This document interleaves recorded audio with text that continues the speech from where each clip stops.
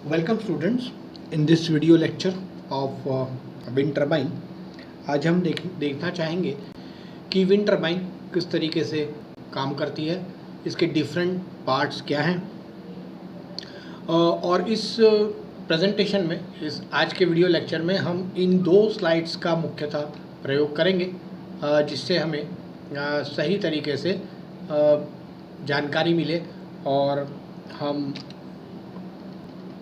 just a minute, I will change the slide. yes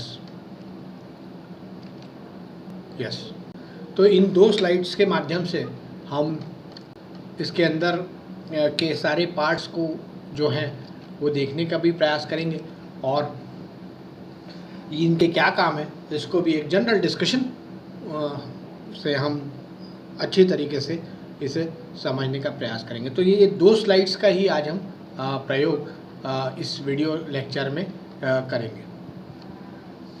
so in past video lectures we see the importance and the related characteristics of और जैसे मैंने कई बार पिछले video lectures में भी कहा कि हमारा कंसंट्रेशन सिर्फ और सिर्फ हॉरिजॉन्टल विंड मिल और वो भी प्रोपेलर बेस्ड पर ही है।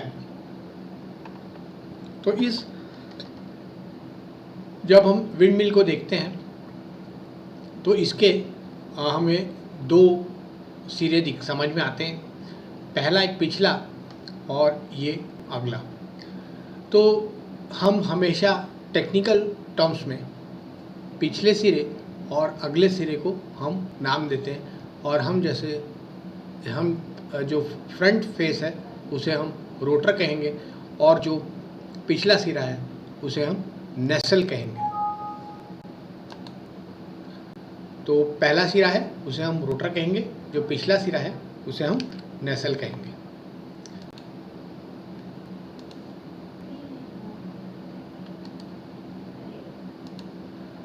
ओके, नेक्स्ट देखते हैं।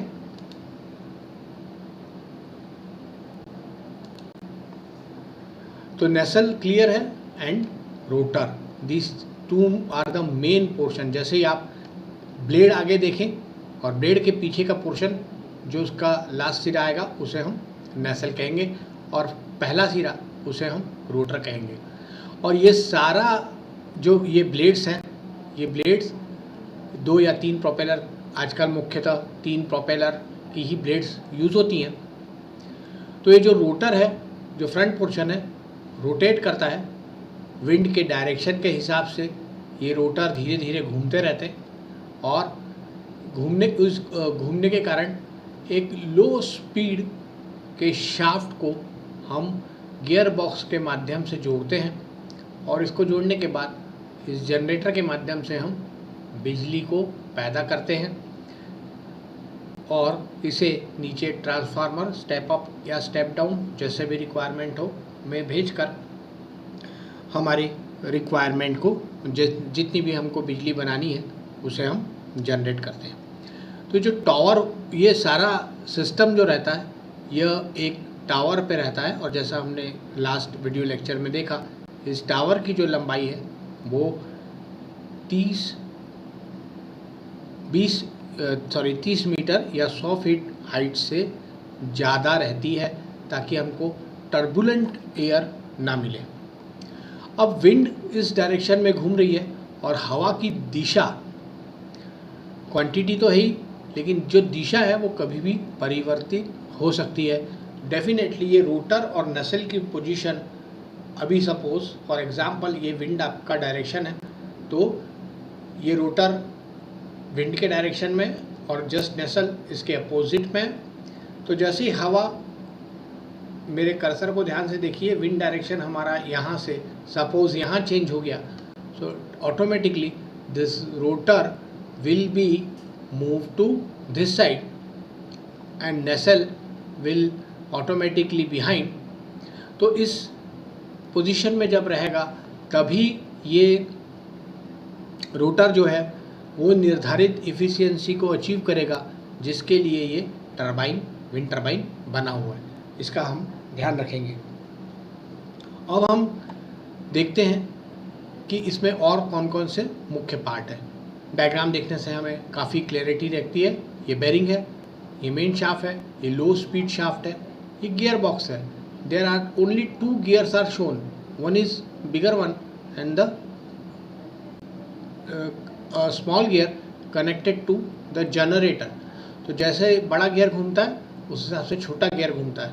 तो यह क्या करता है, इंक्रीज करता है जो आरपीएम एट प्रेजेंटली रोटर बना रहा है, और जनरेटर को रिक्वायर्ड आरपीएम पर घुमाता है, जिससे कि बिजली पैदा होती है। और ये हाई स्पीड शाफ्ट घूमता है, लो स्पीड, ये हाई स्पीड, यहाँ पर कनेक्शन है और घूमता है, जिसके की कारण कंट्रोलर से हम just a minute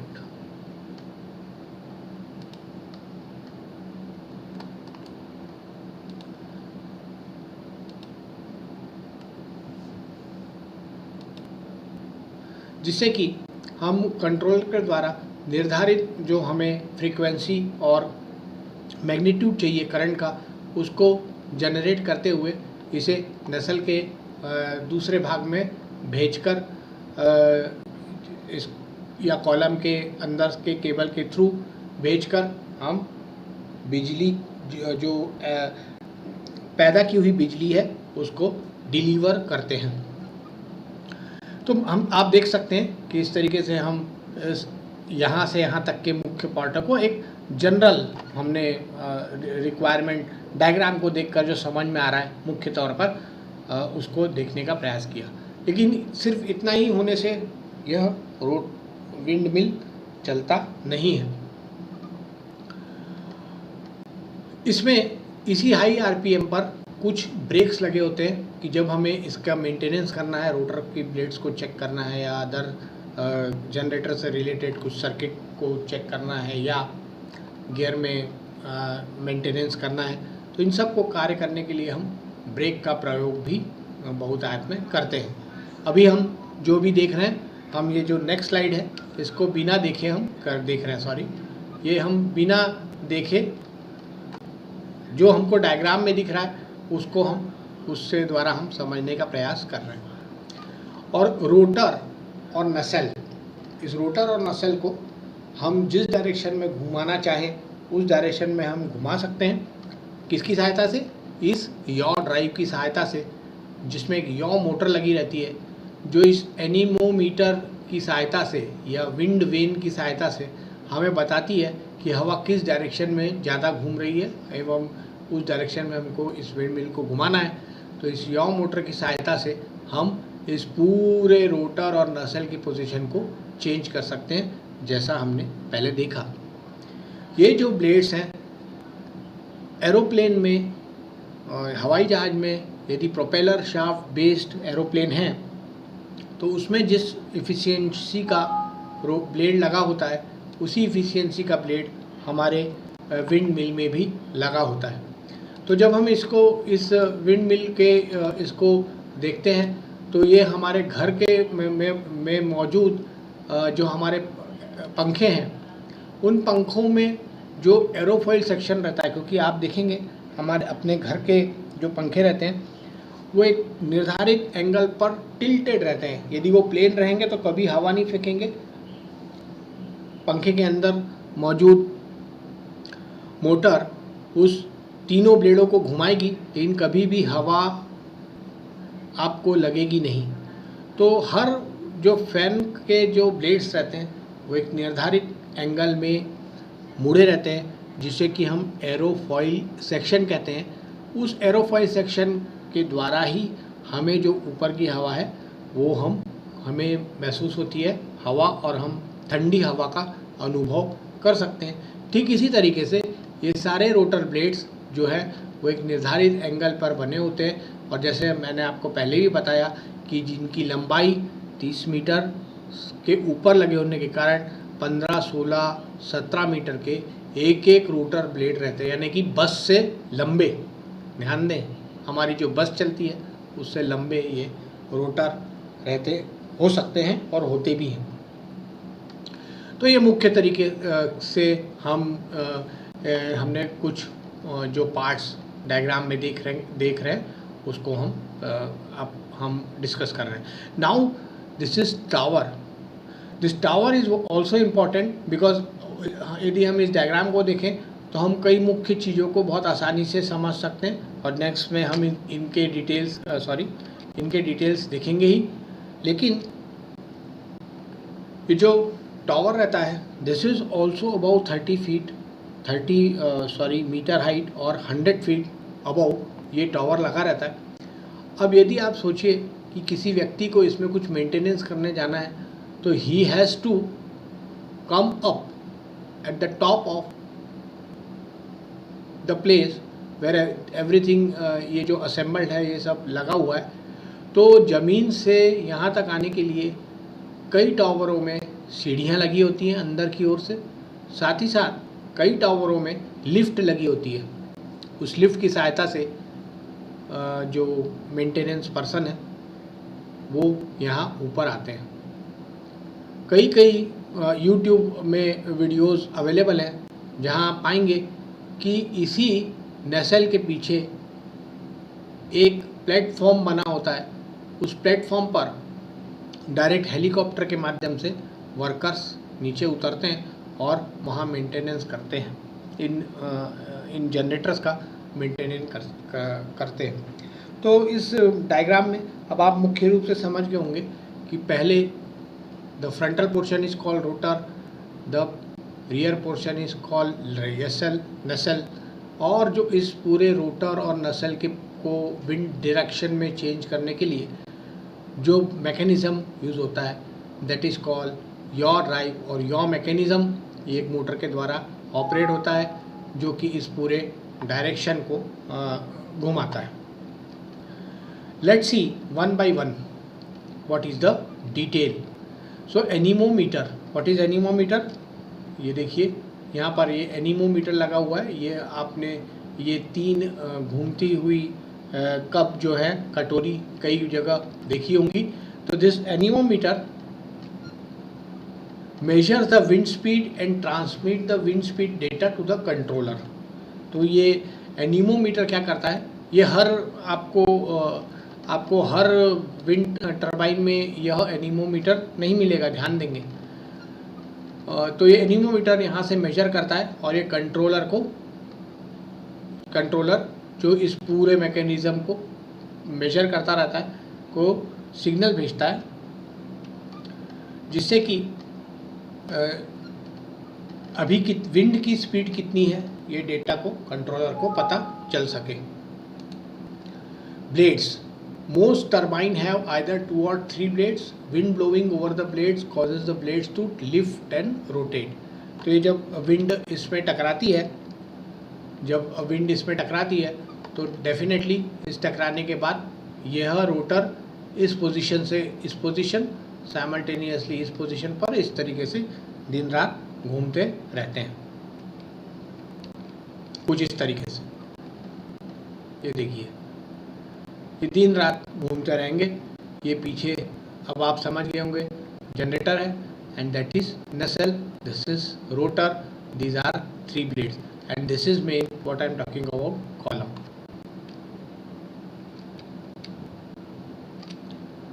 break. A disc brake which can be applied mechanically, electrically or hydraulically to stop the rotor in emergency. Emergency में जैसे मैंने आपको बताया आपको ब्लेड्स को रोकना है तो आप इस ब्रेक का प्रयोग कर सकते हैं, दैट इज डिस्क ब्रेक.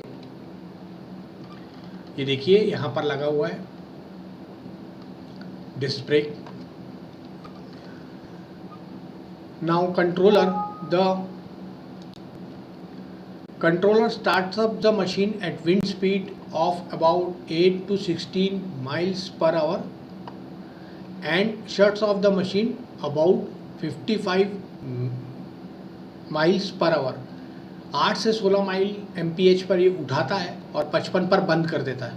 ये मशीन को बंद कर देना है क्योंकि ये क्या है, turbine do not operate at wind speed about 55 MPH because that might damage by the high winds. बहुत ज़्यादा तेज़ हवा भी टरबाइन को नुकसान पहुंचाती है. तो 55 miles per hour, miles is more than kilometre per hour, तो किलोमीटर इससे थोड़ा कम होगा, से 1 point something is mile, so approximately 50 kilometre per hour. और डाउन साइड में देखेंगे तो 8 से 10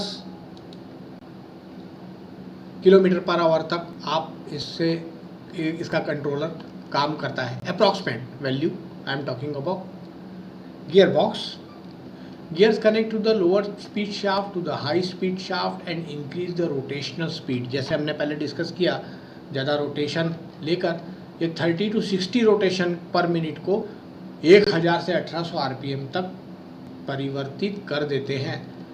आप 30 से 60 रोटेशन RPM पर घुमाइए और आपको इस गियर बॉक्स के माध्यम से यह लो speed shaft high speed shaft में बदल जाता है। हमने पहले के वीडियो लेक्चर्स में ये भी डिस्कस किया कि हमें बनाने के लिए जनरेटर साधारणतः 1440 RPM पर बिजली बनाने की शुरुआत, विद्युत बनाने की शुरुआत कर देते हैं। The gearbox is a costly and heavy part of the wind turbine, and engineers are exploring direct drive generators that operate at lower rotational speed and do not need gearboxes. तो जनरली अभी जो latest में है, direct drive का प्रयोग generator में ज़्यादा हो रहा है, जिसमें कि गियर बॉक्स का यूजेस कम रहते हैं। As you can see in the diagram कि यदि ये गियर बॉक्स यहाँ पर इतनी हाइट पर, खासकर इतनी हाइट पर लगा हुआ है, तो डेफिनेटली इस पूरे अटैचमेंट्स का वेट डेफिनेटली बढ़ जाएगा। नसेल, the nacelle sits atop the tower and contain the gearbox, low and high speed shaft, generator, controller and brake. Some nacelles are large enough to helicopter to land on, जैसे मैंने अभी आपको बताया। तो ये नसेल जो रहती है, इसमें आप ये पूरे इस पार्ट को नसेल, और जैसे हमने पहले डिस्कस किया, frontal portion is called rotor. Pitch, blades are turned or pitched out of the wind to control the rotor speed and keep the rotor from turning in winds that are too high or too low to produce electricity. यदि कम गति की हवा रहेगी तो भी rotor घुमाएगा यदि उसका एयरफॉयल सेक्शन वेल डिजाइंड है, और यदि हाई स्पीड की रहेगी तो भी घुमाएगा। Towers are made from tubular steel, tubular steel से बनता है, अंदर खोखला रहता है। कंक्रीट और स्टील लैक्टिस, कंक्रीट से भी बनता है और स्टील के जाली से भी बनता है। Because wind speed increases with height, wind की स्पीड ज़्यादा होती है जैसे जैसे हम ऊपर जाते हैं। Taller towers enable turbines to capture more energy and generate more electricity. जितनी ऊंचाई पर, सेफ ऊंचाई पर ऑफकोर्स, हम इस टावर को, हम इस विंड टर्बाइन को इंस्टॉल करेंगे, उतनी ज़्यादा बिजली का हम उत्पादन कर सकते हैं। Wind direction, this is an up wind turbine. अब ये अप विंड और डाउन विंड इसे समझ लेते हैं। जब हम हॉरिजॉन्टल एक्सिस की बात करते हैं तो we called it as up wind, so called because it operate facing into the wind. ये हॉरिजॉन्टल एक्सिस टर्बाइन है, ये विंड के से फेस करते हुए विंड को फेस करते हुए रोटर को घुमाते हैं। Other turbines are design to run down wind facing away from the wind, यानी कि ये जो दूसरा टाइप है डाउन विंड, ये डाउन विंड है, ये हवा के दूसरे छोर पर काम करता है। उसके लिए इतनी हवा की ज़रूरत नहीं होती है, जो कि वर्टिकल विंड मिल्स हैं वो ऑपरेट करते हैं इस डाउन विंड पर। और मोस्टली जितने भी हॉरिजॉन्टल एक्सिस विंड मिल है, ये सब काम करते हैं अप विंड पर। और wind vane measures wind direction and communicates with the yaw drive to orient the turbine properly with respect to the wind. तो विंड के डायरेक्शन जैसा भी होगा उस डायरेक्शन में ये विंड वेन को मूव करना रहता है। और ये विंड वैन लास्ट में लगी होती है। ये देखिए, ये विंड वैन टेल में भी आप देख रहे थे। ये टेल जो अभी मेरा कर्सर है यहाँ पर, जो हमने हमारा फ्रंट था इस पीपीटी का, उसमें भी आपने देखा था tail, that is called wind vane. Now yaw drive, up wind turbine face into the wind. The yaw drive is used to keep the rotor facing into the wind as the wind direction changes. Downwind turbines do not require a yaw drive. Upwind में सब में yaw drive ज़रूरी है, downwind turbine में yaw drive की ज़रूरत नहीं होती। The wind blows the rotor downwind, तो वो इसमें yaw ड्राइव वगैरह कुछ नहीं होता है जब हम वर्टिकल एक्सिस की बात कर रहे हैं मतलब। और याव मोटर जो रहती है, याव मोटर ये पावर करती है yaw ड्राइव को, जैसा कि आप इस डायग्राम में देख सकते हैं। तो इस तरीके से हम देखेंगे कि हमने तकरीबन इस वीडियो लेक्चर के माध्यम से हमने तकरीबन सभी पार्ट्स को अच्छे से देख लिया है। And I am very hopeful कि आपको ये समझ में आया होगा। if students, if you are having any queries regarding it, kindly contact me through my WhatsApp number and I will give you the detailed description where the problems arise. So here I will end this lecture. Thank you very much for your kind attention. Thank you.